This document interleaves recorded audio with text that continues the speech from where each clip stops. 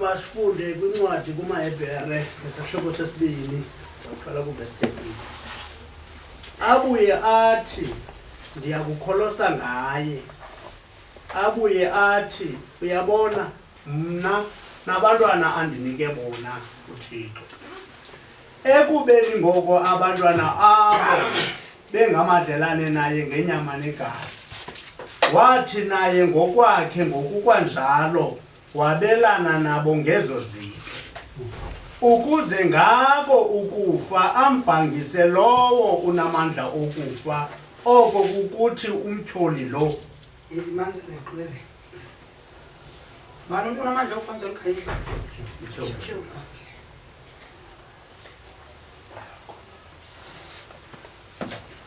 Ukufa mzalwane kunye.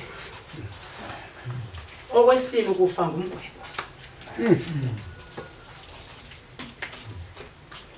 Abantu ke bona babala 3 abantu babala 2 but not ngalendlela uThixo athethe ngayo. Bathi abantu ukuya emoshali ukufa bathi 1, bathi ukungakholwa ukufa bathi 2. But ukuze abantu baye emoshali, ukuze abantu bafumane ukufa kokubuyela emhlabeni, kungesiphi isizathu mzantimo? Kungokuba bophula umthetho. Ukuze abantu bafe ngokuphuma kumfuziselo wokufana noThixo benza ntoni abantu? Uphula umthetho. Which is ke ukufa ngokomfuziselo, ukufa ngokuphuma kumfuziselo wokufana noThixo, nokufa ngokubuyela emhlabeni kukufa okungaphi? Lonto leyo mzana ityhilelwa ngenyamakazi. Ukufa kokungakholwa kwaAdamu wakufayo wagxothwe eEden sefile. Yes. Nokufa kokubuyela konyana wakhe eluthulini lomhlaba, ukufa okuyi-1. Yeah.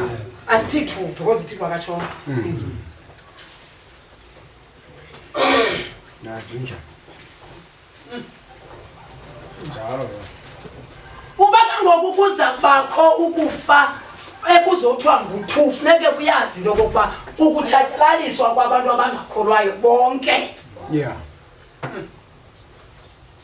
Ukuze abantu babuyele ngokugqibeleleyo kulaa nto uThixo ebadalele Yona.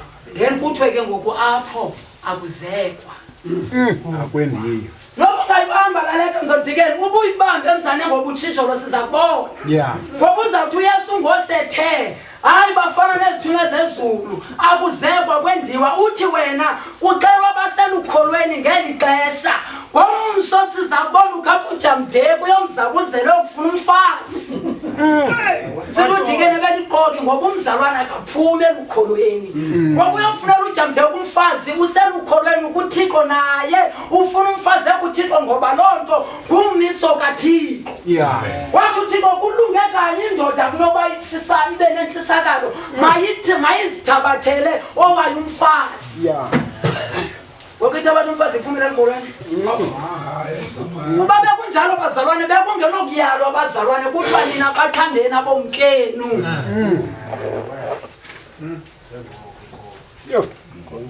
Xa ungazimasekanga uzothi uPaul ngokwathe bathandeni abomkenu ukuthi wena kuxelwa ibandla. Kodwa yena lo mzane uthi abomkenu aba bathandeni. Dibazane nangokatshoyo akakatsho bazalwane ngabazalwane ababekwe emabandleni nguThixo bangabelusi bazalwane bebandla. Kodwa lento sayithetha kumadoda wona azonyulela ukuzeka abafazi azala abantwana. Uthi bathandeni abomkenu njengokuba uKristu elithande lakhe ibandla. Yeah. Zamasho noba ungasithunywa sebandla uThixo akumbise apha uba ibe liliso kodwa elibandla lapha esada ayingomfazi wakho. Yeah.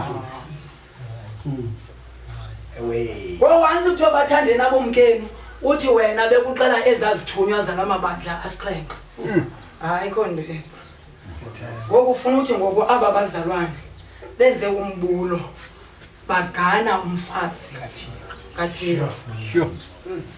Yabona ingqondo yehlabathi yaphambana nengqondo.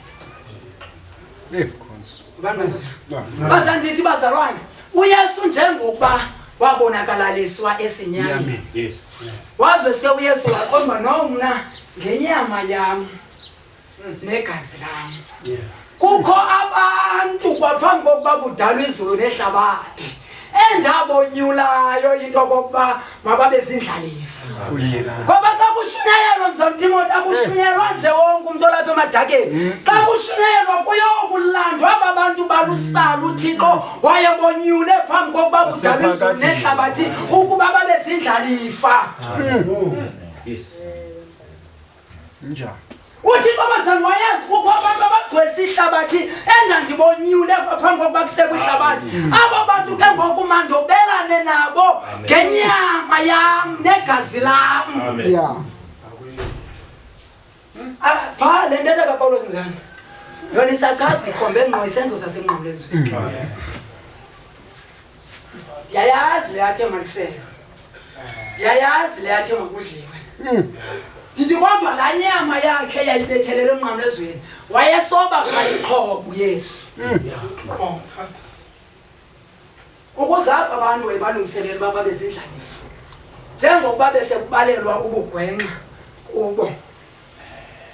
Njengokuba kwakusenzeka kuLeviticus chapter 16 kuthathwa izono zika-Israyeli zibekwe kwibhokhwe ethe iqashiso laphuma kuyo uba mayibe yibhokhwe kaAzazele. Ndithi uyazi ubazane ngoba senyameni waba yilaa bhokhwe kaAzazele bazalwane. Zonke izono bazalwane zabantu bakhe wazithabathela kuye ukuze yena wobelana nabo ngenyama negazi akwabalelwa sono bantwini. Yeah. Nanguyo naso Azazele. Sabalelwa pha kuye.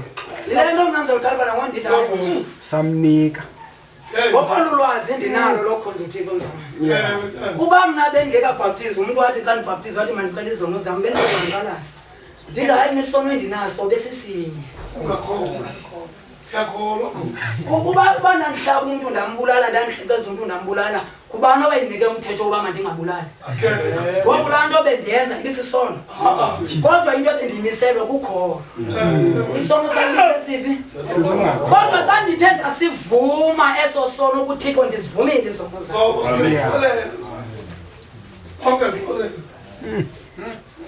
Nanti into ndifuna uyibeka manapha kuni mzokolo. uThixo wanifela manuThixo. Yeah. Ngoku kuyani nonke bonyana kunamaphanga. Amen. uThixo usanifuna ngicela ke ngoku ezi ndaba zobukumkani. uThixo wazimisela into okokuba mazivakaliswe ngalubatha ngokubulumko bakho uThixo ubeke ebandleni lakhe kuphela. Amen. Ukuze ke ngoku ukufa bakusathana ambhangise uThixo. Ya ngoba usathana njengoba ebenamandla usathana esoyikwa ngabantu. uThixo kodwa ngokufa kwakhe ufele ukuze amandla kaMtyholi aphelele ukuze ladinga wayelibeke kuGenesis chapter 3 lizaseke gqibezela letha mzemlanto umhlale phansi. Abakhulule ebukhobokeni bonke abo babethe ngalo lonke ixesha lokudla kwabo ubomi bazizisulu zokoyika ukufa.